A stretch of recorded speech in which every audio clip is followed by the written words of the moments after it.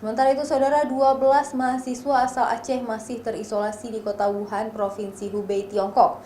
Mereka juga mulai kekurangan stok logistik karena sejumlah tempat pembelanjaan ditutup sementara. Para mahasiswa di Wuhan hingga saat ini dalam kondisi sehat dan terbebas dari virus corona.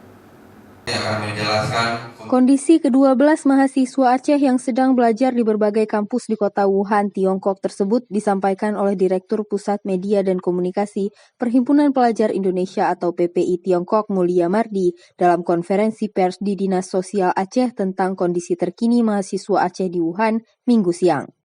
Mulia Mardi, mahasiswa asal Aceh yang saat ini sedang libur kuliah di Wuhan, dalam keterangan pers dia menyebutkan masih ada 23 orang mahasiswa Aceh yang berada di Tiongkok.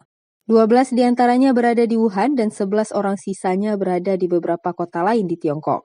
Mulia Mardi meminta kepada pemerintah Aceh untuk berkomunikasi dengan Kementerian Luar Negeri untuk membantu mahasiswa yang terjebak karena serangan virus corona di negeri tirai bambu tersebut dengan mengevakuasi mereka keluar dari kota Wuhan. Yang sangat dikhawatirkan itu kekurangan makanan, air, minuman juga, sama ya anti menyebarnya virus corona itu. Karena saat ini ada sekitar 12 orang mahasiswa Aceh di Wuhan, termasuk 2 orang pelajar Aceh itu yang kuliah di kota Changchun, main ke kota Wuhan. Jadi mereka nggak bisa keluar lagi dari kota Wuhan. Sementara itu, pemerintah Aceh telah memerintahkan Dinas Sosial untuk berkomunikasi dengan Kementerian Luar Negeri dan KBRI Tiongkok agar mahasiswa Aceh yang terisolasi di asrama kampus bisa mendapatkan penanganan dan dapat memberikan bantuan kepada mereka baik makanan atau evakuasi dari kota Wuhan. Pemerintah juga